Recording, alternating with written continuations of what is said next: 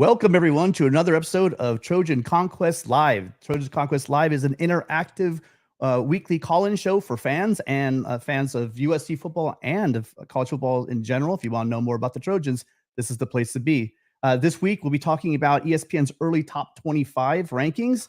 We'll have some recruiting news, some roster movement, and a new feature that we're going to have on the Trojan secondary. But remember, this show is about you guys, and we need your interaction. So please feel free to leave your comments and questions in the chat. We will try to get to them at some time during the show, most likely probably at the end. Also, at the end of the show, during our wrap-up, we will be taking live calls from you guys. And the way to do that will be to click on the link that we're going to provide for you in a few minutes, get into the queue, and we will try to answer as many calls as we can with time permitting.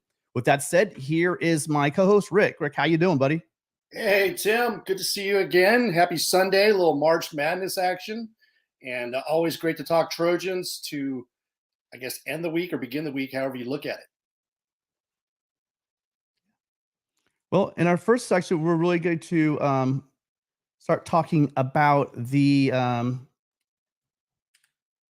this early top 25. It's ESPN's early S&P plus top 25. Rick, did you have anything to say about? I know you did a little more research on the S&P top 25. There were a couple early ones, and we decided to throw this one because there's a couple issues with it that we had. But just you break down for the people that may not be familiar with the S&P plus, how they come, what metrics they use, and how they come up with their top 25. Yeah, I kind of wondered what is the S&P? What's the SP plus? At the day after the national championship, it might have been that night. Mark Schlabach comes out with a way too early top 25. This one is Bill Connolly of ESPN came out with this, I believe, 2 weeks ago, mid-March.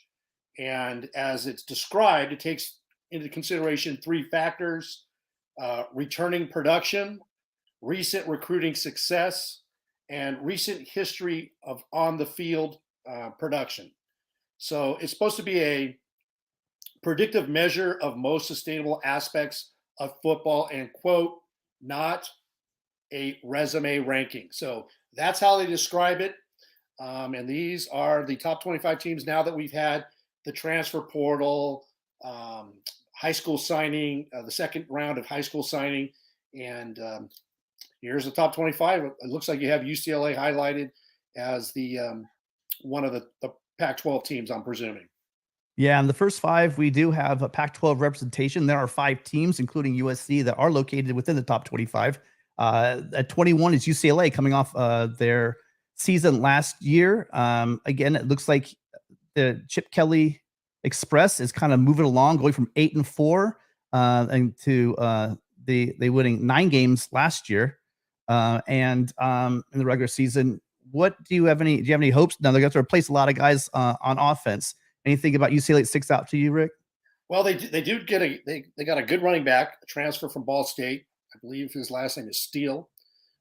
Good running back. They also have Kyle Ford, wide receiver. They picked up obviously the 5-star high school recruit quarterback Dante Moore, who was originally committed to Oregon, and they do a good job in the transfer portal. I like the replacements that Chip Kelly has bringing in, and they also have another another transfer quarterback, I believe from Kent State, that's also coming to UCLA. So that seems right for the Bruins. Yeah, Kyle Ford, USC decided to go over. He's got a lot of flack from Trojans and Trojan fans, but I mean, listen, you guys got to remember he's a USC alum. So he has his degree from the right school. He's going to go there, get some playing time, which was looking like probably a crowded receiving room. Also with, some hints and whispers we'll talk about a little bit later, that big possession, maybe that red zone receiver, that role might be moving around. So, who also had really good luck against UCLA is Reggie Bush. Yes, Reggie Bush. Mr. Baker, it has now been 4,760. I guess you didn't hear me, but 4,760 days since he was stripped of his Heisman Trophy. It's time to give the man the Heisman Trophy back. Now, back to the other ones. At 16, we're looking at Washington. University of Washington also came out of nowhere to have a great season last year. Was one of the teams that had a nice run in the Pac-12. Anything on the Huskies? Yeah, they're going to be explosive this year. Like the fact that their quarterback is returning. He announced that he's sticking around for another year. Michael Penix Jr. And I believe they still have their two top receivers that are returning. Solid team. It's going to be their second year in DeBoer's offense, and Washington's a solid team. Best record last year in the Pac-12. They ended up winning their bowl game against Texas down the Alamo Bowl. I believe they finished a strong 11-2. It was kind of the tortoise and the hare. Washington was consistent the whole year long. USC was kind of the hare, had all the hype, and kind of puttered out at the end, right?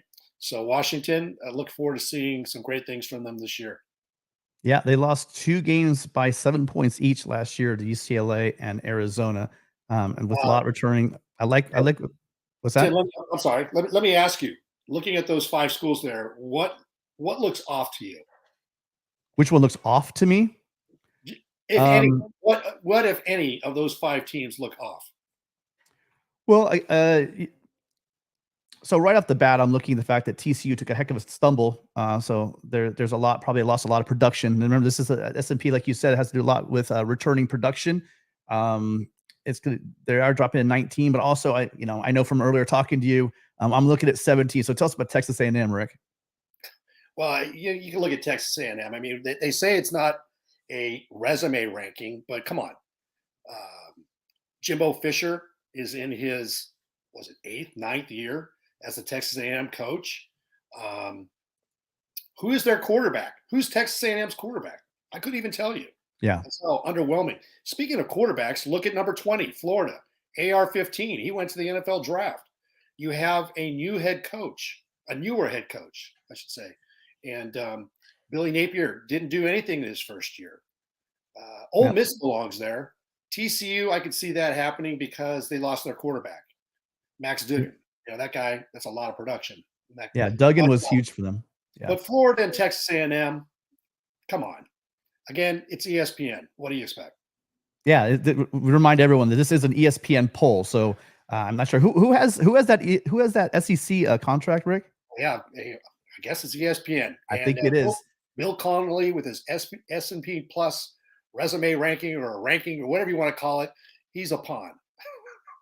Yeah, we'll see. Without AR-15, and instead of being in the swamp, they're going to be in Salt Lake City, going up against that Loud Muss for Utah, and they have Utah at 13 on their list. The news is that Rising sustained a serious knee injury, but he will be coming back. Hopefully, he will come back 100% for the Utes. I don't know when. I'm sure it'll probably be sometime within the season. He'll be back at full strength. And then also you have the 15, another opponent for USC. The good news for Utah, you guys, is Utah is coming to the Coliseum. And as we know, if you've looked at the recent history between Utah and UCLA, we tend to hold serve, right? They win there in Salt Lake at Rice Eccles, and we win the Coliseum. So having them at home is going to be a huge advantage to USC. Notre Dame, unfortunately, though, is going to be on the road. Notre Dame getting a new signal caller and a lot, and then also a new offensive coordinator. Rick, any thoughts on Notre Dame? That is going to be that's going to be a great game. Like you mentioned, Tim, they've got a new quarterback. They got the transfer from Wake Forest, and they also have a new coordinator who was promoted from within, who's never been a coordinator before. I believe tight end coach. Yeah. And so that's going to be. It's always a tough game in South Bend, and I believe the quarterback's name is Sam Hartman. Yeah, Sam Hartman. Hey, it's going to be the 6th, 7th, 8th game of the year, right around then, mid-season. Notre Dame is going to put up a good fight. It's going to be a great game, and obviously that's going to give USC some time to get their defense together, because that's going to be the first quote-unquote showcase game to see what USC is all about. Yeah, that's going to be a surprise. They did promote Parker from tight ends coach to offensive coordinator. Sam Hartman coming up, staying within the quasi-ACC for him. And I think Notre Dame will be tough because, remember, that is on the road in South Bend. And hold serve thing is is if you look back on history and how well we do in South Bend, it's not usually a pretty picture. Okay, then breaking in, yes, we do have USC top 10. USC at 10, and then boo hiss, they got Oregon at 8. Any thoughts, Rick? Yeah, that's about right. I think they have USC at 10 when they talk about returning production and recent recruiting success. The big question mark is the defensive production. What does USC have on defense? Everybody saw what happened the last 3 games of the year and all the points that were put up. 4 games, really. But I think USC at 10 is legitimate. Oregon at 8, yeah, that's about right. Texas at 9, I don't know. I don't know about Texas at 9, but that's right about where we need to be. What do you think about Oregon at 8? Yeah, Oregon 8, they're getting Nick's back. They have again, it's all about production. Their recruiting was in line with what USC is doing as well. So I see, and then actually going backwards, it's kind of funny because I always say that Oregon had a better recruiting class than USC. You guys, this is not an exact science because you're a couple decimal points or a couple points here or there better than USC when it comes to the end of the year. It doesn't mean that they had a better recruiting class. This is all subjective numbers from people kind of crunching them, doing the best they can. And again, the guys over at 247 do an excellent job, as well as On 3. I do like following their stuff, but it is not an exact science. I think they'd be the first ones to tell you. So when you have their scores and you're coming that close, it's pretty much a toss up between the two. But I think Oregon's gonna be tough. Again, here's another one. It's gonna be during that gauntlet of a schedule we have. We will be going up to Eugene, Oregon. But I think with our improved defense, which we'll talk about a little bit later, I think that we have a great chance to go up there. And I'm wondering, Rick, do you think we'll be dogs in that game? At Oregon? Yeah. Yeah, absolutely. Because it's at absolutely. Oh. Yeah, absolutely. I mean, it's at Autzen. They have a great home field advantage. I mean, I shouldn't say absolutely. I mean, Oregon could stumble. I expect USC to have a pretty good record at that point. I believe the game is November 10th, I want to say. But yeah, I think we'll be a slight underdog at Autzen. The one thing that really stands out, and I don't know if anybody's going to have a more difficult schedule based on this top 25, but I count 5 top 25 teams on USC schedule. I'm seeing at Oregon, at Notre Dame, and UCLA, UW, and Utah at home. So there's 5 top 25 teams, and that's not even counting the conference championship if USC is going to make it. So it's a pretty stellar schedule. Tim, what do you think? Yeah, we stay healthy. I think, what do you think, chat? You guys in the chat, go ahead and let us know. Do you think, who do you think the underdog is going to be in that game? Do you think it's going to be USC or do you think it's going to be UCLA? It's going to be Oregon. Also, if you're watching this on record, if you guys would like to take a moment and please leave a comment at the end of the video and really help us out, go ahead and let me know. I'm going to say that USC, I'm going to go against the grain. I say USC's favored in this game. I think USC's favored by 4 points going into Autzen. I really think that, I'll give them the 3 points. I think we're definitely a 7-point better team. I think we have, like someone said here, we're going to have a better guys at every position.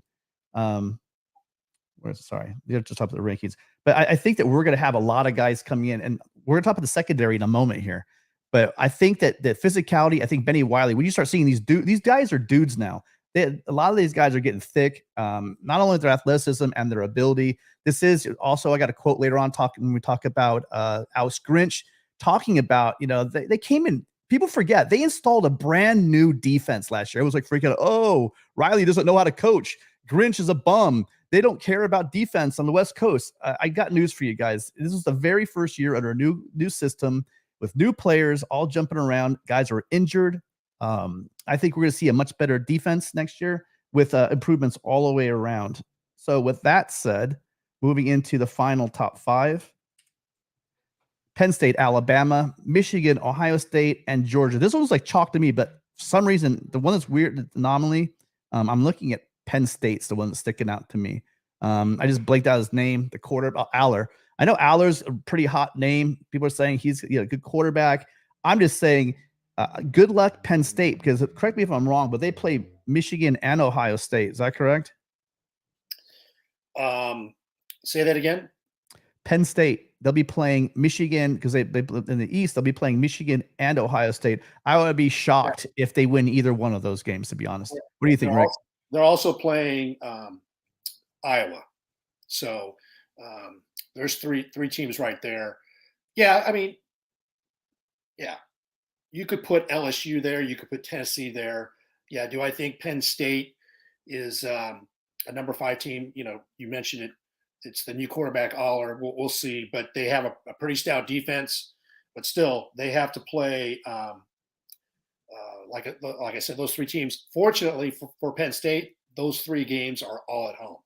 So I believe they're all at home. Yeah, really, really. Well, again, this is an early, so we'll give them credit. You know, this is an early. I think you and I were talking about doing an early, maybe before the end of spring ball, as we did a little more of our research. Maybe an early, too early top 25. So they're just going off statistics here. They're not going off resume. They're really basically talking about, you know, which one of these guys are going to be on ESPN this year, right, Rick? I think there'll probably be a lot of Penn State, Alabama, Michigan, Ohio State, and Georgia games on ESPN or Channel 7. So that's probably why we have, or ABC. So that's probably why we have that 5 there. Any final thoughts? No, the top 4 are solid. Really, you're looking at. I'm disgusted with Michigan. Sorry, I just am.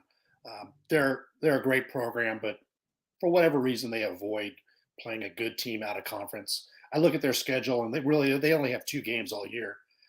They play at Penn State. And they play the last game at home against Ohio State. The rest of their schedule is just it's dog food, and so you can kind of pretty much pencil Michigan in as a college football playoff contender, but their schedule is laughable.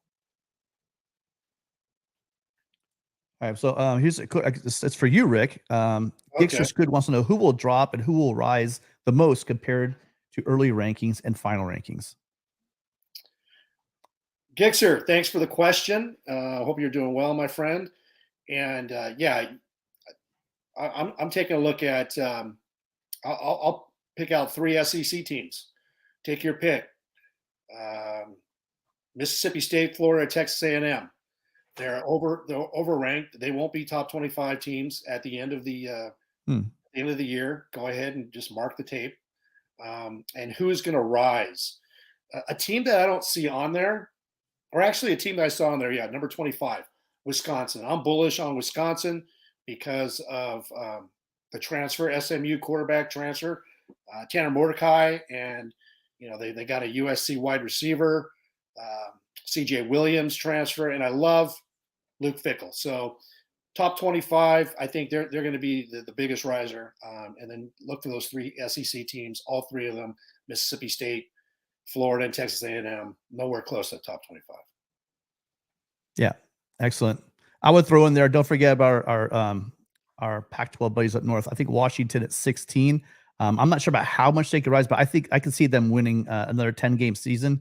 That would place them firmly within the top 10. They have a break here or there. They may get even a little bit higher. All right. I think that does it for that does it for Pac-12 teams as far as they are concerned within ESPN and guys that are on our schedule. So then the next thing we're going to discuss, Malcolm Epps recently went into the transfer portal. He originally transferred prior to Lincoln Riley coming to USC, came from Texas. Big guy. He's kind of like one of those tweeners between tight end and receiver. He's that guy you could split out, you know, have him go. He had a touchdown. I think he had 2 touchdown catches last year, correct? But then all of a sudden he just kind of faded away. He kind of faded into nowhere really quickly.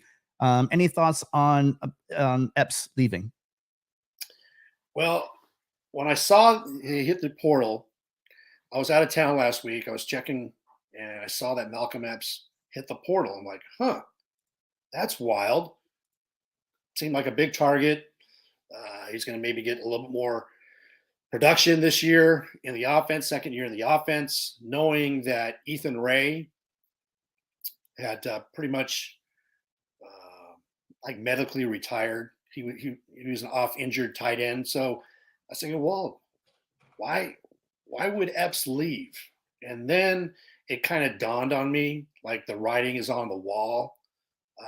Maybe there's another 6'4", 6'5", 225, 240-pound red zone target that's out there. Possibly. And Yeah, possibly, I like the way he went out with class. I mean, basically, he's telling us that he left with his left his degree right in hand. He says that he has Trojan blood running through his veins.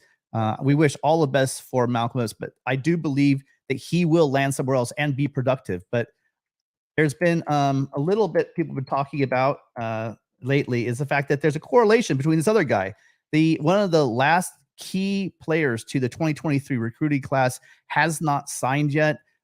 There have been rumors for him bouncing around for a while now, but at the end of the day, it looks like USC. A lot of predictions that he's going to be heading to USC. Is this just one more little clue that he might be here, Rick, or do you think there's some real fire with the smoke? yeah, I mean, exactly. He's going to announce on April 1st. He's a two-sport athlete. There's a lot of talk about him. With baseball showing out for scouts. Is he going to go in the draft? Big decision for him. Is he going to play college football? Is he going to play? Is he going to play? Is he going to get drafted in a Major League Baseball Right. draft? He could play baseball at USC. It's again, this guy has a lot of opportunity in front of him. And so when Epps left, I was like, okay, that makes sense because you heard there was rumblings that he was a heavy lean towards USC, and so I think this pretty much just closes the deal. What do you think, Tim? Are we going to find out that he's going to be a Trojan on April 1st? No fooling, or what? Yeah, I just think the timing is a bit interesting. The fact that so you have Jude Wolf and McCree. Those guys we're going to see a lot of them. I've heard a lot of praise for both those guys from Lincoln Riley. And so they're going to be getting some playing time. But the thing with he's a Bosco alum, fellow brother Brave to me, but he's often been injured, and so depth concerns. If you're worried about where you're going to be on the depth chart, with McCree also showing a lot of athleticism, a lot of size. You guys might remember him last year from that amazing hurdle against Notre Dame down the sidelines. We have talent at the wide receiver, at the tight end position.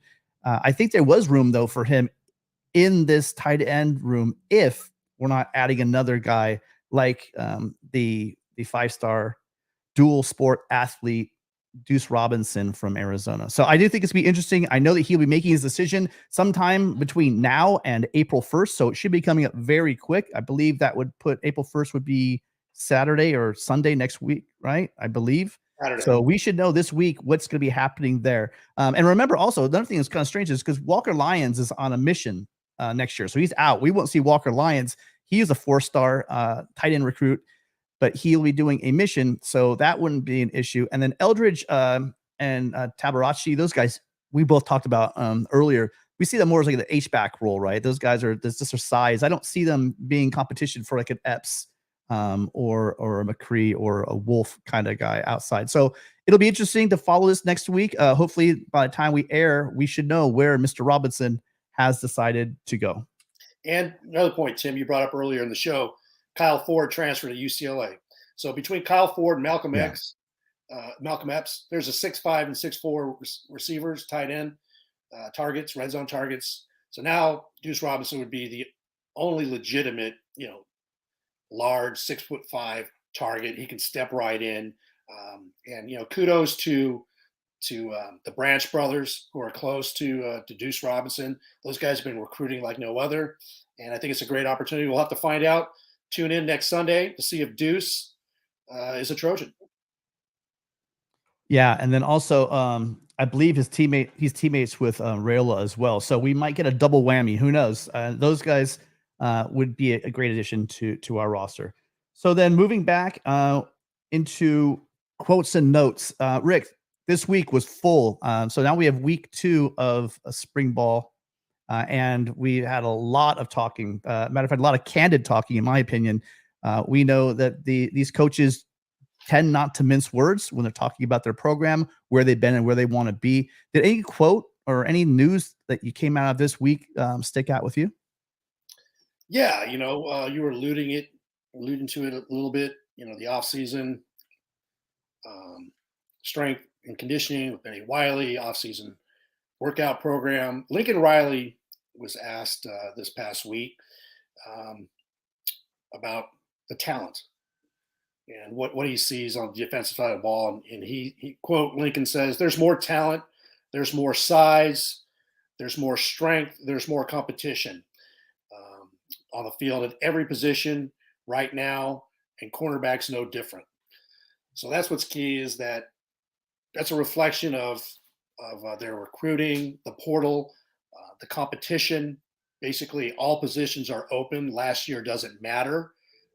And you're starting to see the athleticism and physical talents are being added. Look at Domani Jackson. Look at Zion Branch. Both of those players were injured last year. These guys add to the strength of the defensive back room. And it's going to be the athleticism is going to be a lot better than last year. It's only going to improve. Yeah, completely agree. And we have seen, and we will show a little bit of evidence too, a little bit later, about the fact that, and we talked about it, I believe on our first show, the fact that, these guys are getting bigger. One thing that the entire staff looked at and said, hey, Benny Wiley, we need these guys to get big. One of the big complaints I remember hearing from a lot of really Oklahoma fans that I actually think that are legit, they said, yeah, man, but he just, the guys look smaller, they get shoved around, etc. And that really showed. But can we really blame that on Wiley when he didn't even have a fraction of an offseason to get these guys together in order to get ready for the season? This is the first full year under our new strength and conditioning program. Some of the guys, are already beast guys. They're large defensive backs to begin with. But when you start seeing how jacked these guys are, it's pretty amazing that you. Let's put it this way. I remember back when, and I think back to, Jason Leach, Taylor Mays, these guys, and the way they used to hit. They were just little guys. They were big dudes. And so when they hit you, you knew it. I think you guys are going to really, really enjoy watching the larger defensive backs. And when we start talking about guys like Domani Jackson, guys like Zion Branch that are built like, they look like running backs to me sometimes. So when you get an idea of how hard and how big these guys, because mass moves mass, and we saw a couple times this year where a Trojan be hit and then driven back, or would take 3 or 4 guys hanging on to a tight end being dragged. I mean, that's just downright embarrassing. So they knew they had to get bigger and stronger in the weight room in the offseason, and looks like they've done a great job doing that. Any other notes or quotes you got, Rick? Yeah, I think 2 weeks ago, Tim, we discussed on the show that Gary Patterson, defensive analyst at Texas, former TCU head coach, had left Texas. And we had the discussion that you need to at least give him a call, hire him as a defensive analyst, come and take a look at what's going on with USC's defense, the personnel, make suggestions. And I think you kind of were on the fence about that, maybe how that would work from a culture standpoint with Alex Grinch. Right. So, look, you have to consider everything at this point to fix the defense. Well, lo and behold, this week it was officially announced on Wednesday, March 22nd, that Lincoln Riley has hired Greg Brown.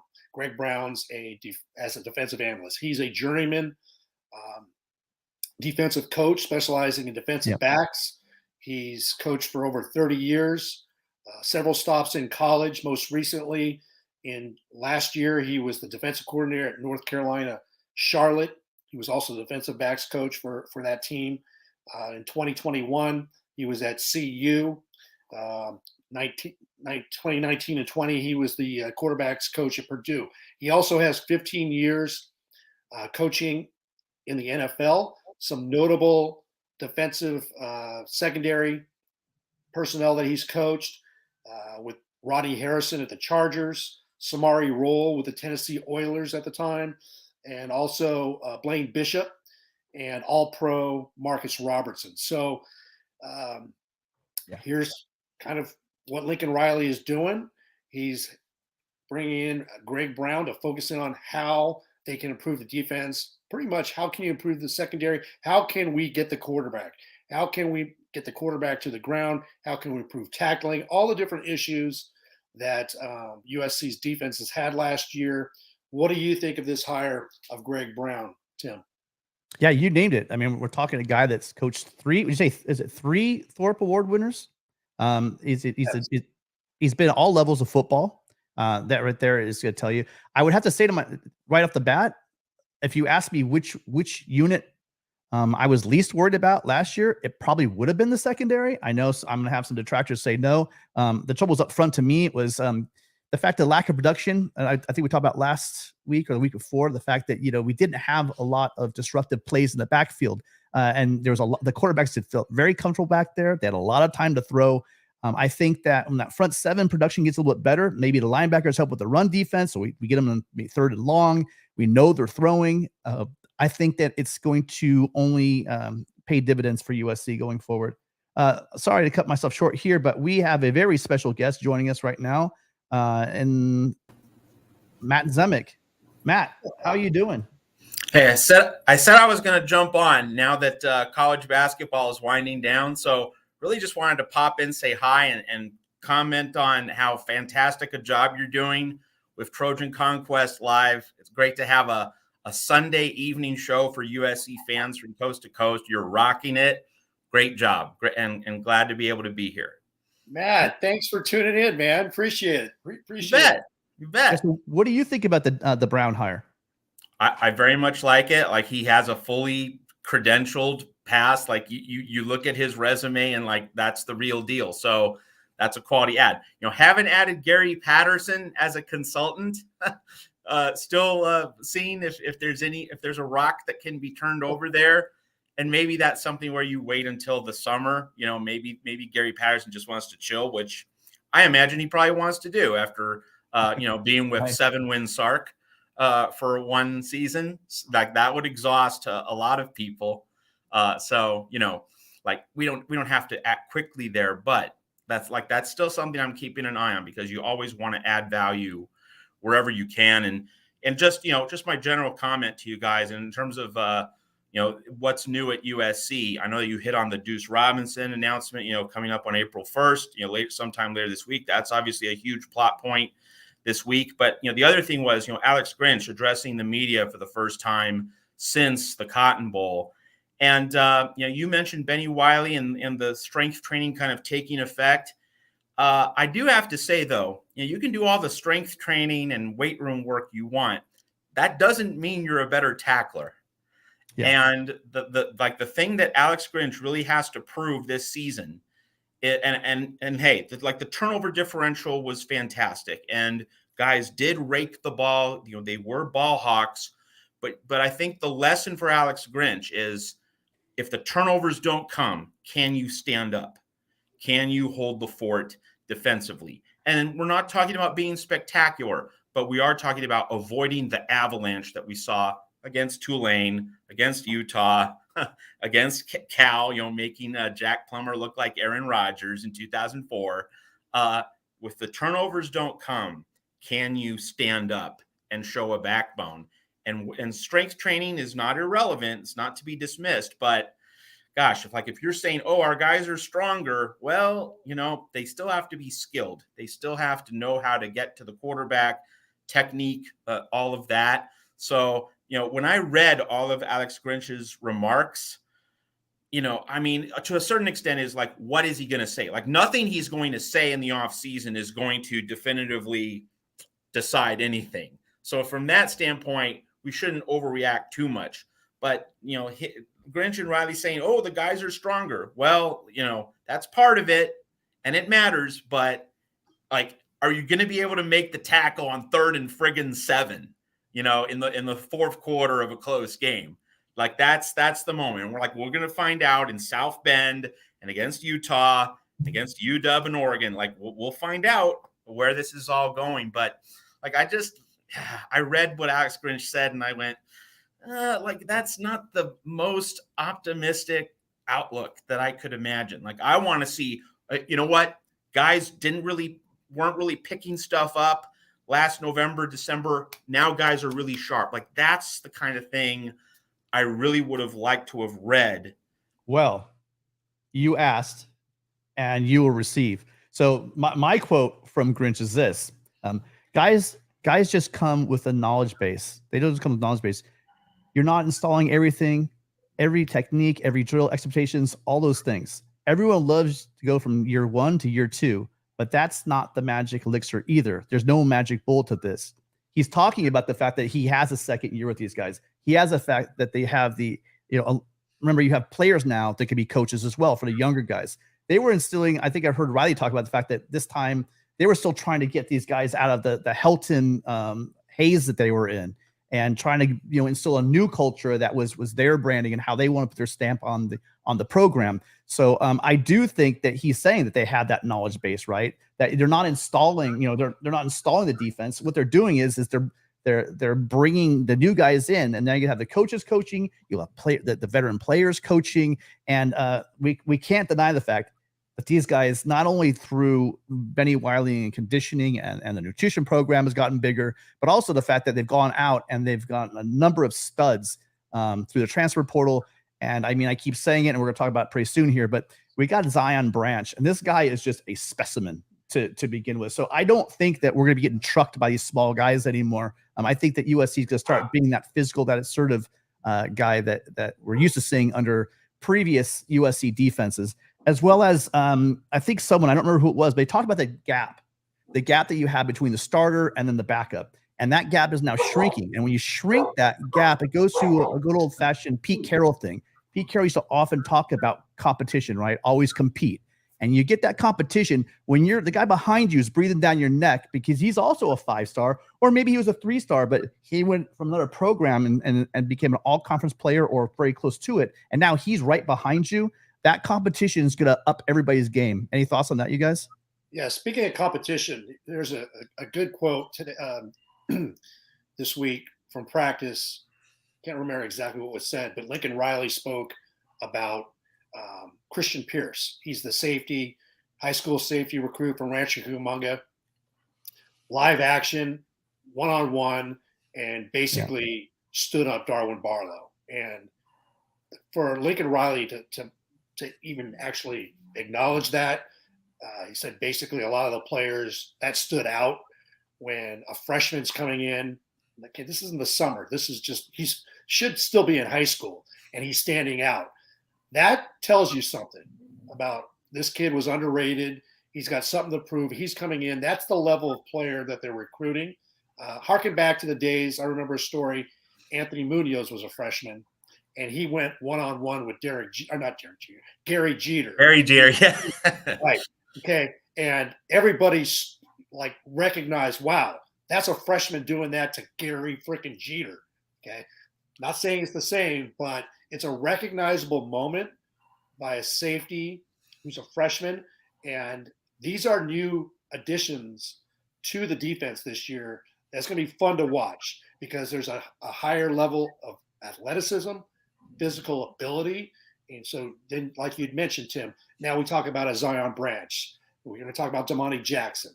We're going to talk about a Maliki Crawford. Again, Maliki needs to put on some weight. He's 6'4", 170. But, I mean, come on, a 6'4" defensive back, that's pretty sick. I think in looking at this defense, and in terms of the Rosy scenario or the best scenario that one can lay out for USC, I think there are two main pillars of this. One is the incoming transfers, Anthony Lucas and Mason Cobb. Like those are, well, I mean, Lucas is like the strength and potential guy, but Cobb is like the proven tackling machine. So Lucas provides the upside and potential. Like if he's as good as promised, that's a huge lift for the defensive line and replacing Tui Pelotu. And then with Cobb, you get something and someone that's a proven entity in terms of addressing the foremost need on the USC defense, which is a reliable tackler at that level of the defense. So one of the pillars is the newcomers. The other pillar is the guys who are injured. You know, when we talk about professional sports, we talk about the trade deadline, you know, can this team add this piece? When you have a player who's injured nearly the whole season and then you get him back the next season, it's like adding a player at the trade deadline. And so USC has that in two spots in particular. I mean, you could say Eric Gentry is kind of like half of a season because he missed the second half of last season. But I'm thinking of particularly Romello Height and also Domani Jackson. Like if you get those guys on the field a full season healthy, you are basically adding 2 players to your 2023 defense relative to 2022 because you barely had them at all last season. So I think that's really the ideal scenario, is that the newcomers and the guys who technically aren't newcomers but barely played last year, so in effect they are newcomers, but they were injured, and they're going to be physically fresh because they didn't take a pounding for 12, 13, 14 games last year. If you combine those 2 components, that's how this defense is going to be better. And so, like, I think where Riley and Grinch made comments that were both accurate and encouraging is that they did say, when we go down to second in the depth chart, there's not as much of a drop off. We have a larger group of quality players in the top tier of the depth chart. See, that resonated with me, and that struck me as being true. But strength training, like, if you're hyping that up so much in March, gosh, that worries me about the teaching aspect. And I would agree with you in the fact that, Matt, I would agree with you, but the fact that they were so deficient, I think, at that level over the years, especially the size of the guys. We saw these guys, and the response these guys have done with the nutrition and strength training, the differences in their size has been huge. And did you leave out Domani Jackson? No, I mentioned Domani, like Domani, and then Zion Branch. Those guys enable the secondary to snap into place. Yeah, those guys are just going to be absolutely nasty. And anything else to add as far as quotes, you guys?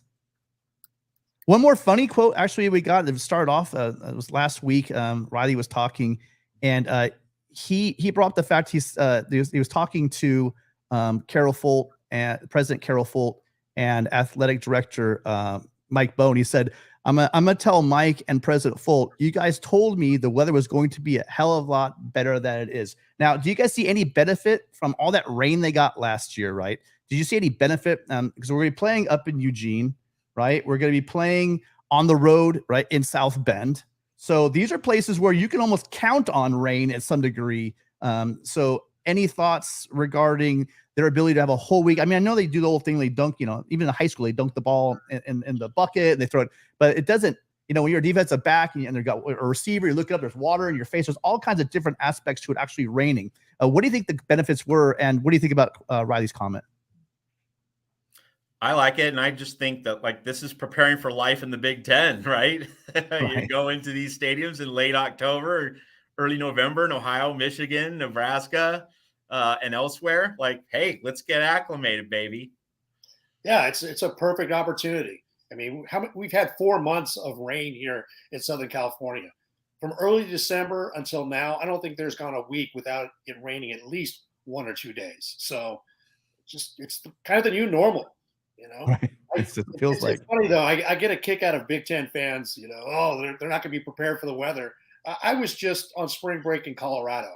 Sorry, but, I flew over Utah and into Colorado. There is snow all over that place right now, and USC's played in elevation and cold weather. So how many Big Ten teams play in elevation? 0. The weather's going to be fine. Not an issue. All right. So now I'm not sure, but can you hang around for a little bit, Matt? Because we're going to talk about defensive backs really fast. Okay. I have 5 minutes because I'll have to join my mom for dinner. There you go. All right. So defensive backs, we've been covering all of the different position groups so far. We've hit on everything except for now the receivers and the defensive backs. So this week we thought we'd hit the defensive backs really quick. It's kind of pertinent because with the Brown hiring news, with a lot of guys coming back, the size that we've been talking about, defensive backs, are going to be a big difference. I thought last year they did a great job with all the interceptions. They were a big part of a lot of those turnovers that we had. Even guys like our nickelback coming in and making tackles at the goal line. I'm blanking on his name. I love oh my gosh, you guys.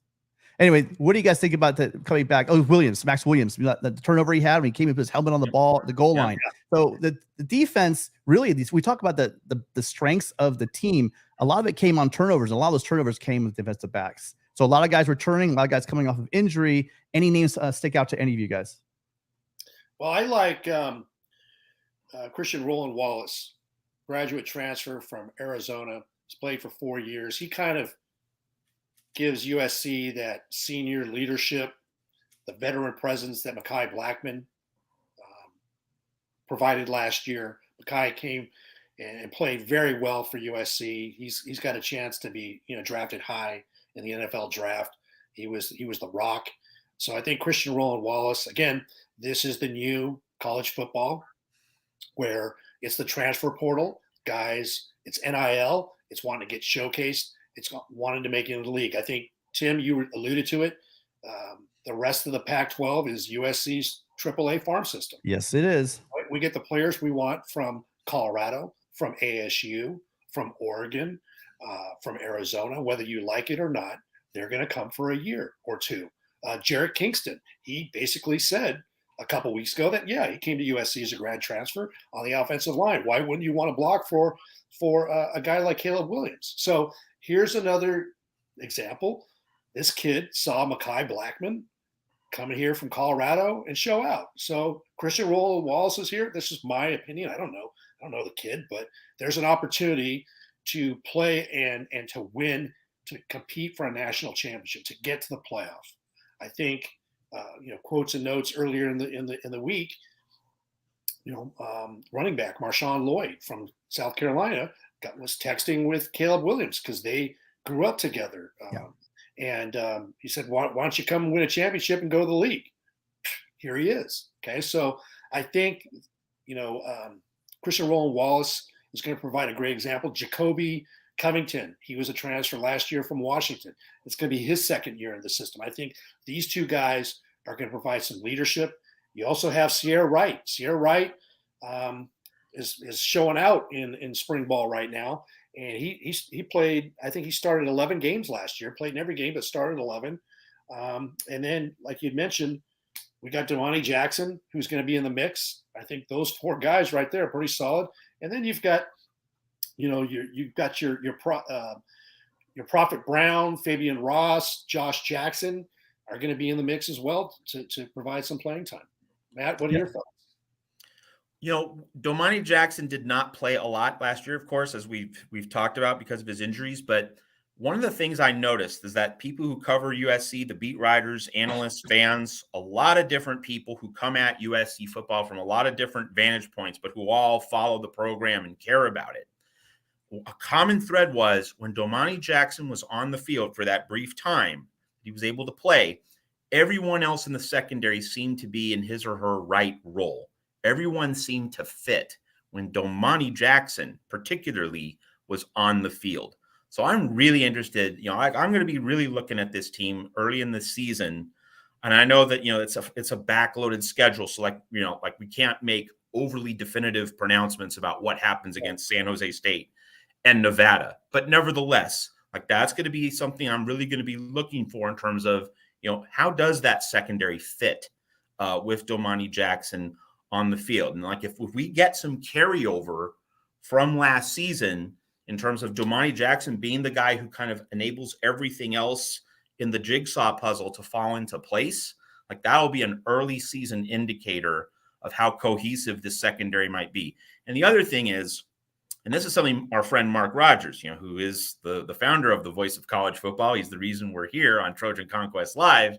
The thing that Mark Rogers reminded me about when Bryson Shaw came aboard is that he was one of the leading tacklers on Ohio State, but he was one of the leading tacklers on Ohio State because the Ohio State linebackers weren't cleaning everything up. And so that provides a reminder about when we talk about tackling statistics, just raw numerical totals for the secondary. You don't necessarily want a safety who tackles too much because that means the linebackers aren't dealing with this. So there's a connection here to be made is that if Mason Cobb is doing his job, you should see Bryson Shaw's tackle numbers go down, and that's a good thing. It's not always a good thing for tackle numbers to be up, especially if you're a safety. So that's another reminder as we look at the USC secondary. Awesome as always, Matt. So you Thank guys, you. if you're not checking out, I know you got to go, but Yeah. if you're not checking out Matt Zemek over at Trojans Wire, please make sure I will drop the link a little bit later for that because I got 10 things going on. Please check out his work. He's always covering USC football and basketball. Some great stuff in USC basketball recently. So go over there, take a look. Also, you can reach him on Twitter at Trojans Wire. And thanks again. You're always welcome. Appreciate you coming by, Matt. Oh, and also Monday tomorrow night. Matt, looks like you're stuck with me tomorrow. I got a call from the aforementioned voice of college football. I'll be sitting in for Mark tomorrow, and we'll be chopping it up a little more USC football talk. So we're going to trash the place, aren't we, Tim? When the parents are away, we can have fun, right? All right. Thanks again, guys. Matt. And I will be more of a presence on Sundays for your show now that Hoops is winding down. So great seeing you. Wanted to get in just a little time tonight. Congratulations on the launch. Keep rocking it here at Trojan Conquest Live. Awesome. Have a nice dinner. We'll talk to you tomorrow. Thank you. You, Matt. All right. Yeah, going back to what you were saying, you were talking about Christian Roland Wallace, CRW from Arizona. He had a little setback at the beginning of the year. He was out. He sprained his ankle during the beginning of fall camp, but apparently he's come along fine. I believe he's back or going to be back soon. But he impressed the coaches last year. Obviously, that's why he got the offer, and that hasn't let down from everything I've heard from the quotes on his play this spring. I do like you also brought up Jacoby Covington. I'm not able to go to practice, but I've seen pictures. I've heard comments. One of my guilty pleasures when I'm driving into work in the morning is listen to Mark Colkin. He's talked about the fact that he just looks like a dude. He looks like a man. He looks like an NFL guy already. So that's music to our ears. He came on late in the season, and he'll be battling, right? We had the situation where you had a lot of musical chairs. We had Mekhi Blackman on one side, but then it was musical chairs on the other side of the ball. So I'm going to be really interested to see who takes that spot. I think it's probably going to be one of these guys. Sierra White, we're talking about quotes and stuff.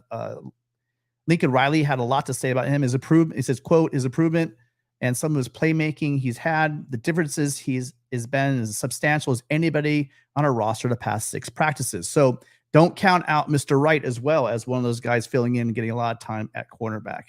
All right. Anyone else you want to add as far as talk about cornerback, Rick? No, I think we pretty much covered it. What I like what I'm hearing.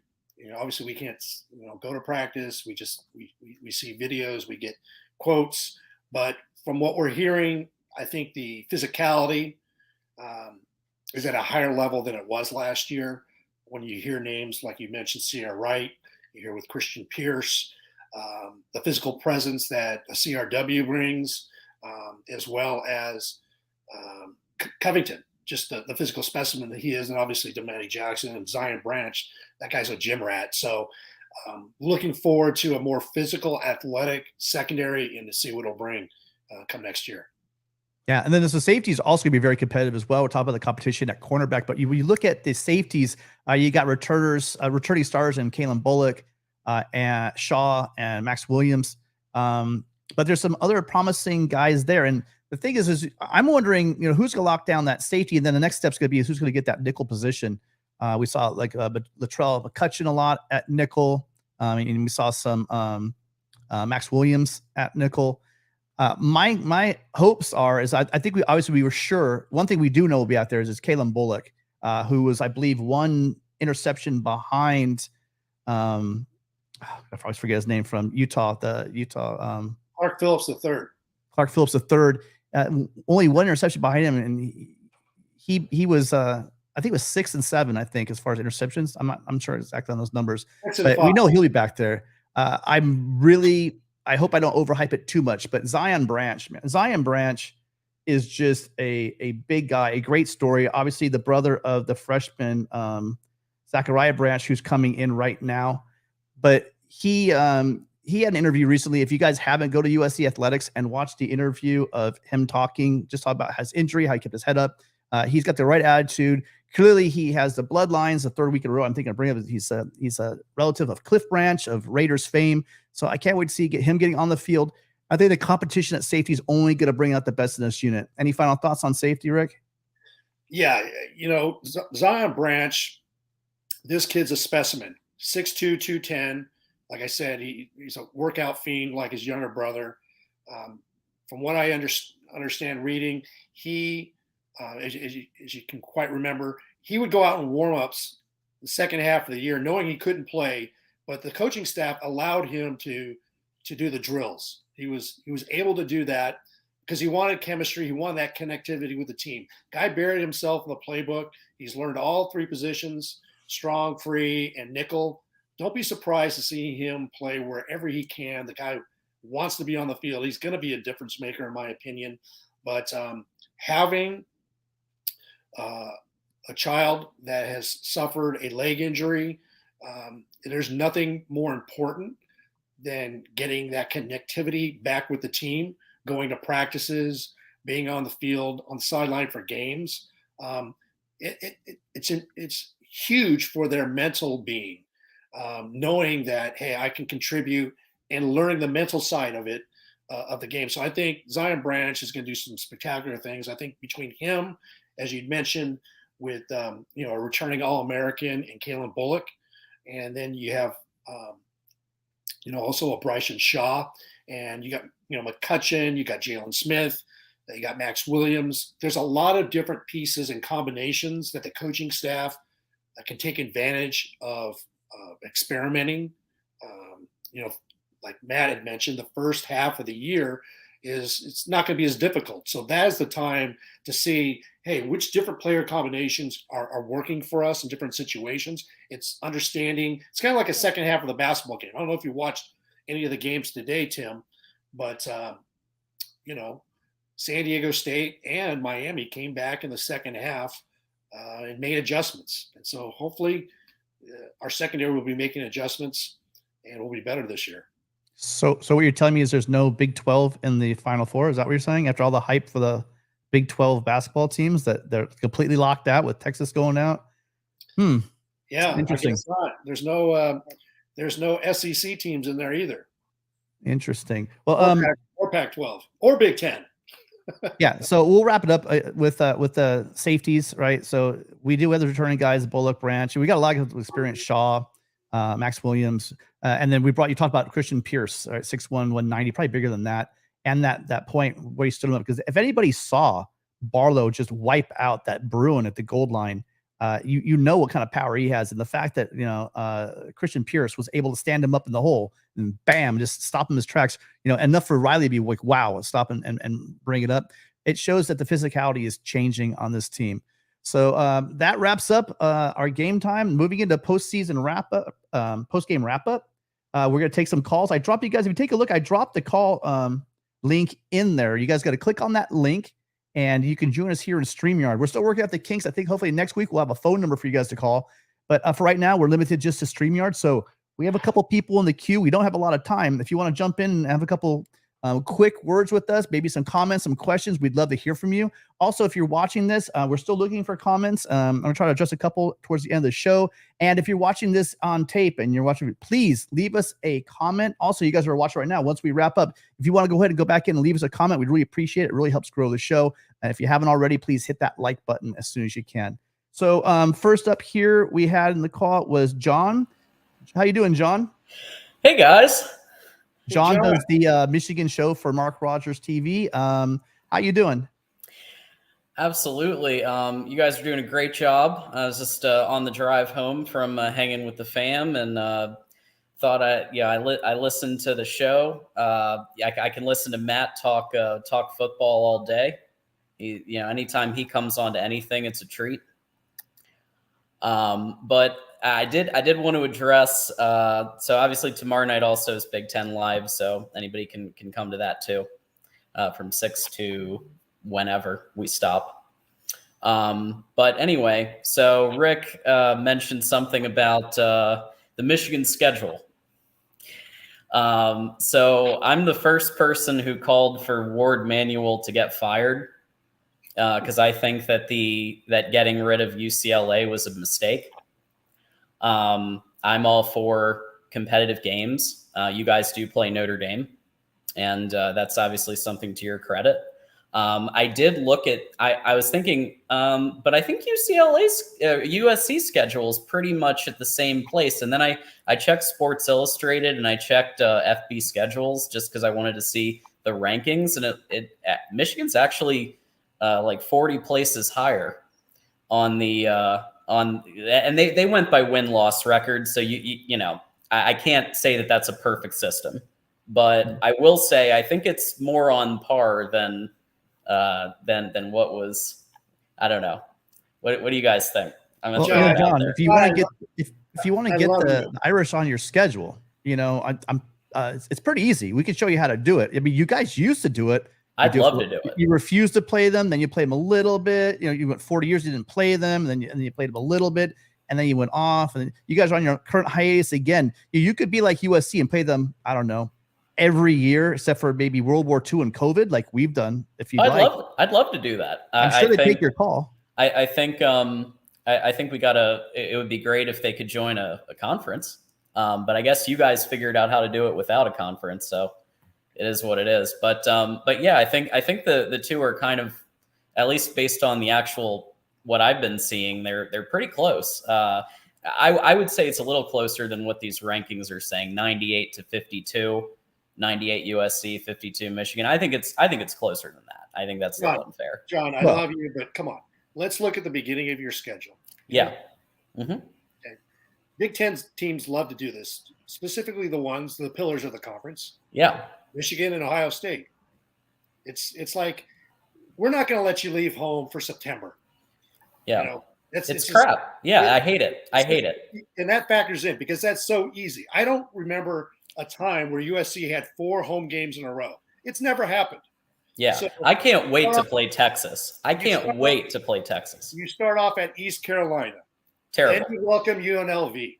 Terrible. Then you welcome in Bowling Green. Terrible. And then you start off the Big Ten schedule at home for the 4th consecutive week against Rutgers. Come on now. They play us tough. Okay. Well, come on, Rutgers. They play us. Okay. You don't think they play us tough? It is Rutgers. It's at home. It's at the Big House.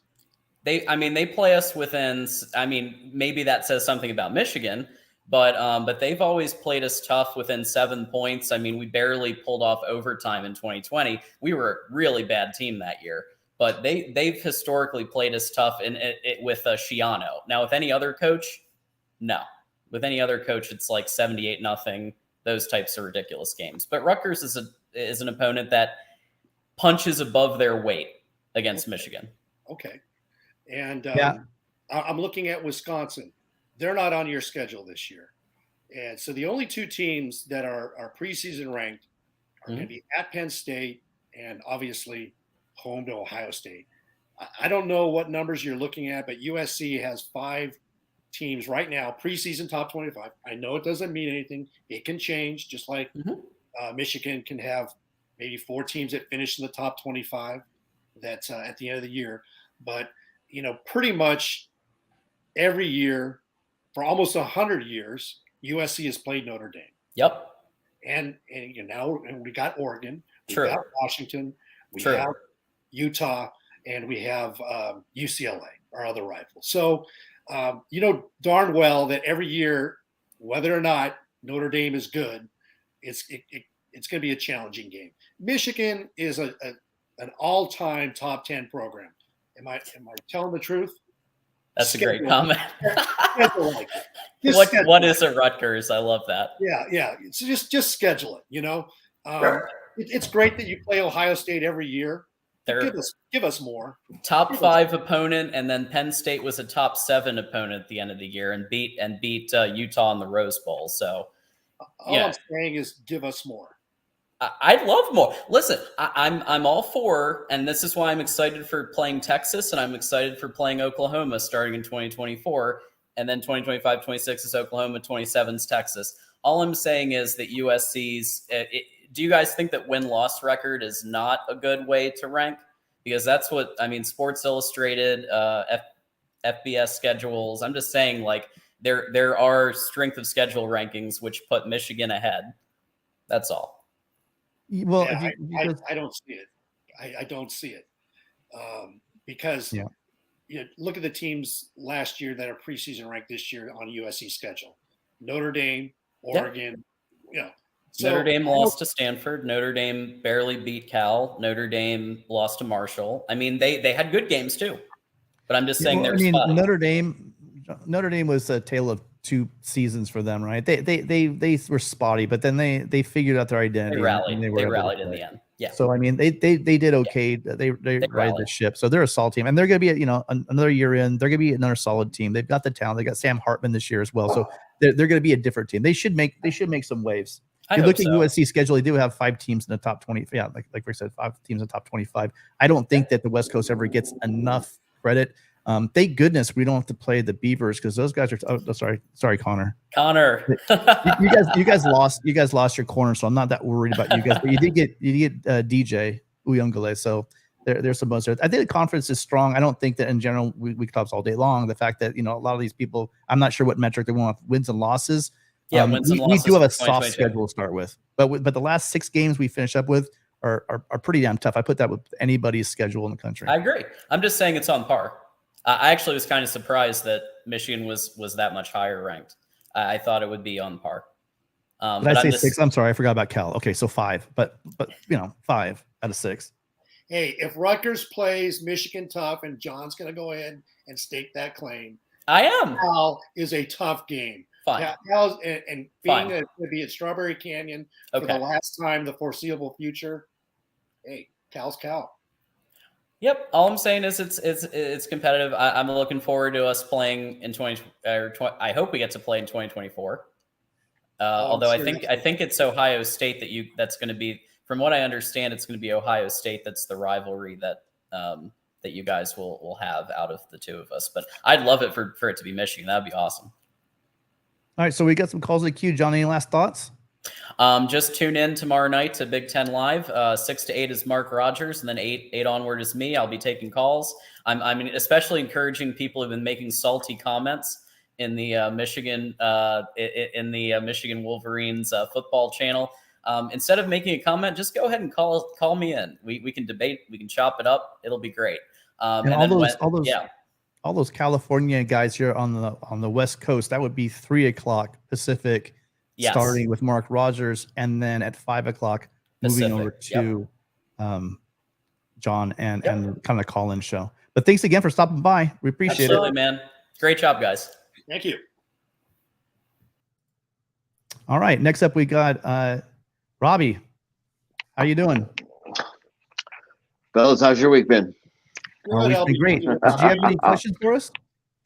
I just biggest question is for what you guys think of. I think what Matt's job is, and all the other writers that I know I see you following, Tim, and I'm sure you do, Rick, as well, is how to decode the coach speak the best. Because it's all these practices where anything showed is closed. Riley's already said that, and he's going to say the same thing. Oh, he's doing great. He looked so great out there. Everything. You start getting after it. I was hoping it was great, and it's just what he gives out. That's kind of how he handles the press, and that's all we're going to get. And we won't know anything more till after the snap of the first game, and that's just the way it's going to be. And I just wonder how do you decipher what, hey, that might be something, or hey, that's just coach speak? That's a good question. I mean, when you're talking about coaches, that's what they do. That's why it's called coach speak. But the problem with coach speak is the fact that there is some truth. I mean, usually you'll see. I've heard actually Riley and especially Grinch be quite candid and make comments that are quite self-effacing. And I think that what you're seeing here is they may be building a narrative, but they also may be telling the truth. My guess is probably somewhere in between, right? I don't think that we have 85 Supermen out there. I don't think that we have an 85 men's roster that's going to be on par with UC. Oh my God, did I say that? Against Georgia or an Alabama. I don't think we have that roster yet. However, I do think that we have added the pieces. I think they're stronger, more physical. I do believe that little vignette they had about the fact that that Pierce stood up Barlow in the hole. I think there's a lot to be had. And also, you know what? The camera doesn't lie. No, we aren't seeing their actual practices, but from people that I trust, they have been said they've been tackling. I mean, how physical it is, I don't know. But you have to understand that this is a team that's in transition. And we went from a culture that was maybe considered soft by some, but we do know that it was not USC standard. Let's give them a year. You're right. The proof will be the pudding. We're going to see soon enough, right? In week 0, we're going to see a defense. It's going to be probably, up against not exactly the greatest competition. We'll be playing San Jose State, but it's still going to be a football game. And we'll know right away in week 0 if what they've been saying is true or if it's false. Rick, any thoughts? Yeah, coach speak is coach speak. Rob, great question. Thanks for tuning in. But when Lincoln Riley or another coach specifically points out an individual, they don't have to go on record. But I think that serves 2 purposes. Number 1, it lets that individual know what a great job they're doing. And number 2, it points out to everybody else on that team what is a standard, what is standing out. It creates competition. It increases the competition in that particular room and on that side of the ball. So, somebody like a Christian Pierce that everybody saw, he's getting some props, right? Talking about Zion Branch, what he did last year, coming out of the workouts into the playbook. He's just giving honest assessments. Yeah, there is coach speak, like you mentioned, but then there's also specific things that Lincoln Riley or any other coach doesn't necessarily have to say. They could just be general. But when you're pointing out guys, I think it serves a purpose. So it serves a purpose. Or not, it's another thing. But I would tend to believe it. It serves a purpose, and also the fact that he's sending messages right through the press. I mean, all coaches do this. He's sending messages to guys through the press, and so that's part of what was going on and how it's shaping up. But you just, I guess, like you said, you just got to read through the lines, see what's coach speak. It's spring, right? All of us fans are not happy with the way the football team's not happy with the year ended. The fans aren't happy. The coaches definitely aren't happy. So I think we just need to see, some improvement, and that's what they're talking. They're speaking to the improvement. At least they're talking about improving the defense, right? That's what we want. I want to hear them saying, hey, look, there's a problem at defense. We're fixing it. And so the fact that they're addressing those things, I think is good talk. Any more questions or comments, Robbie? I comment. I think Rick, what he said is that some things don't need to be said, and like everyone, so the defense and the tackling, it doesn't need to be said, and as everyone can go around, they need to do this, they need to do that, they need to go. None of us know, and none of us are going to know or see. Like you said, we'll see what's out there in the field. What is, as far as ideas or what the thing is that I'd like to see them apply a lot more pressure, and I would scout teams and look who their hot receiver is and put Gentry in their path. That's what I would, because I don't think they're not gonna. I don't see any 330 guys on the line. They're not stopping the run anytime soon. That's what I'd utilize his way to get in the way and look at their hot receiver in there. But that's my comment for today, fellas. Awesome. Thanks for tuning in, Robbie. Appreciate it. Yeah. We'll see you next week, hopefully. Right on, man. Oh, yeah. All right, Rick, just a couple comments. I know we got to get out of here. We're running over, but I did tell them I try to get to all the comments. So here you go. Let's hear them. Caleb can win an natty, in my opinion. Will be tough, but it's there. Yeah, I agree. I think this is a year to do it. All the players on offense, I'm really looking forward to the offensive production. That's not going to be the wild card. The wild card is going to be defense. This team will go as far as the defense can carry them. I'm on record saying that I think we're going to have a top 50 defense. I think that if we have a top 30 defense, we're going to be in the hunt for a national championship. Rick, thoughts? Now that he's been here for a year, Caleb, you don't know what to believe and what not to believe. But this kid is real. Everything that he's been through and the games that he's been through, the Heisman, you're hearing these stories like Marshawn Lloyd. You come over here and let's win a natty and go to the league. And he's talked about it, in that great Heisman speech that he gave. He was upset that USC wasn't in a college football playoff. Both you and I didn't have that expectation the first year that USC was going to make the college football playoff. But this kid has high expectations for himself, for the team, and guess what? He's been in the program for over a year now, and his teammates love this guy, and he multiplies himself within the program.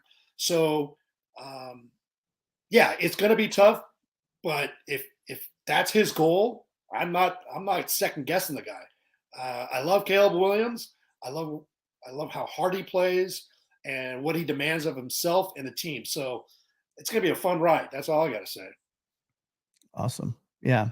This was, I don't have this in the chat. This is from, I got a message, a DM message, and they want to know which team down the stretch you feel, Rick, will be the most difficult for USC to win. So the back end of the schedule, which team will be the most difficult to beat? That's right. That's from Tommy Trojan in Long Beach. So he's from your area. So. So notwithstanding the Pac-12 championship game, I don't know who that's going to be, but it's got to be Oregon. It's got to be Oregon. Very talented team. They have high expectations. It's going to be at Autzen. The last time at Autzen for who knows how long. And I believe that comes, obviously after a Notre Dame, a Utah, we have Washington at the Coliseum, and then I believe we go to Autzen. So that's like and Cal's in there too. So that's like the fourth or fifth game in that stretch. So that's my opinion. What do you think, Tim? Yeah, that game sandwiched right in between us playing. Both games are at home, but we're sandwiched in between Washington and UCLA. Yeah. I have to go. I talked about a little bit earlier, that ghost of South Bend. As much as I still see there's some issues there with Marcus Freeman and his roster, I do, however, think that they could pose some problems for this team relatively early on in the season. But hopefully we're going to be healthy. Both teams will be healthy. I just have that, it's just that ghost of weird things happened in South Bend. So that's why I think they might be an issue for us. But agreed also that Oregon game will be difficult. Another comment from a DM. Sorry, I had them written down. They want to know is what was your favorite road trip that you ever went on a team in the Pac-12? That comes from Robin and also from Long Beach. I get a lot of DMs from Long Beach people. Robin, thank you for joining and thank you for your question. My favorite road trip ever. God, I've been on a few good ones. But it has to be, gosh, I can't believe it's going to be 20 years. But opening up at Auburn in 2003. And, that was Matt Leinert's first game. It was Pete Carroll's, I believe, third year, as the head coach. Carson Palmer just won the Heisman. And that team was loaded, Auburn. Cadillac Williams. They had Ronnie Brown. Their quarterback was Jason forgetting his name. And they had great guys on defense. I believe they were I think they were ranked number 6. And USC shut them out 23-0. Just the whole trip itself, staying in Atlanta, the USC marching band and a couple days leading up to it, and then going to Auburn and, hearing about how the SEC was going to teach those Southern California surfers how to play SEC football, and hearing the War Eagle chants, and it was hot, it was humid, it was Labor Day weekend, the tailgating, the friendly people, the fans, and to go and shut them out 23-0 was just ridiculous. And that defense was ridiculous. USC's defense was just on fire, and it was a fantastic way to start a national championship season. So, Tim, what was in her follow-up, Rochelle, so as she said also, sorry, there's one right after that, and favorite Notre Dame trip. Favorite Notre Dame trip. I think I know the answer to this one, but it has to be the Bush year. And I went with my wife and all my friends, because I had talked some smack in a previous road trip to Notre Dame where I asked, we were going to the Golden Dome, and we saw a priest. I don't know if he's a professor at Notre Dame or what, but he had the white collar on. And so I'm with some SC friends, and I say, "Hey, Father, how about a blessing for today?" And the guy just kept on walking. You could feel could feel like the wind just whip in our faces. And my friends are like, oh, great. Now you messed us up and you screwed us. And USC ended up losing that game. And I got the name Uncle Jinx after that. But so we went to the Bush game. And all my friends told my wife, make sure he keeps his mouth shut. Don't say anything, whatever. And, that happened. That was a ridiculous game. Fast forward to the Cotton Bowl, and you're cracking beers too early. But that's the talk for another time. And then also for me, special. It wasn't as much about the game as it was in 2001. It was Pete Carroll's first year. My dad took me back to watch the game in South Bend that featured the Trojan great Sonny Bird at tailback. We gave him a good fight in the beginning. There was this fake punt. The kid, I guess, had the green light. Didn't come close to making the first down. But that was a special season and a special time because my dad and I, we did it right. We got there early. We were on the campus. We had breakfast there. The little Rudy breakfast room, whatever it's called. I don't know what's called, the Rudy room, whatever it is. And that's my special memory for South Bend. And then a couple more comments we have. Some good questions tonight. I love it. Yeah. So Notre Dame, we have the O-line and D-line together, though, as always. Yeah, I agree with you on that. I think that will make a big difference, especially transitioning into the Big Ten. It's going to be a hell of an issue. And then speaking of the Big Ten, Carlos Garcia, thank you for tuning in. It says he loves that we are enjoying the Big Ten. I'm sure I can speak for Rick and say that. So we're excited. We can't wait to see it. Yep. And then finally, this is my favorite one of all. It's this Tackett Curtis. Yes, I agree. I can't wait to see this dude play. I saw some pictures. Yeah. Talk about a guy that looks like, so we were talking earlier about Covington looks like he's already for the NFL. That's what Mark Colkin said. It looks like Tackett Curtis has already been he's like a junior, and he looks like he's been in the program for at least 3 years. Any thoughts on our guy from Louisiana? Yeah, I mean, today we kind of focused in exclusively on the secondary. I know Matt Zemek, that again, thanks Matt for joining us. But Matt kind of mentioned the other parts of the defense, the linebackers, defensive line. We were trying to focus today on the secondary. But yeah, Tackett Curtis is a guy. That guy's a baller. He's a player. And so when you start having a Domani Jackson, a Zion Branch, a Christian Pierce, a Tackett Curtis, an Anthony Lucas, the kid Mason Cobb, right? You're starting to get players, man. And that breeds confidence. It's going to be a different level. And, Lincoln Riley said last year was going to be, no offense, but it was going to be our least talented roster. So the expectations have ratcheted it up, and, it's going to be an exciting year. I can't wait to see Tackett Curtis get on the field. I just got two more. So Mikey J wants to know, alternate uniforms, yes or no, Rick? I don't know why we need an alternate. I love our uniforms, home and away. So I would be like a no. Yeah, we have 0 alternate uniforms. I know their program has like 50 or 70 a year, but they have 0 national championships. We have 0 alternate uniforms, and we have 11 national championships. I'll take the 11 championships over 150 eyesores that they cranked out in Eugene. And then the last one, it says, Rick and Tim, it's just a comment. Rick and Tim, great job. Hope to see you guys next week. That one's from Alex. So appreciate you guys, all your comments and questions. Thank you guys all for tuning in. Alex, you left me another message. I can't keep talking. Rick's got to go home. Any questions, Rick, for me, or any final thoughts? Well, I think join us next Sunday, and we can talk about our last recruit for 2022, and that's the Deuce. The Deuce will be in the house, and we can celebrate next Sunday. So join us, 5:00 Pacific, 8:00 Eastern, and fight on.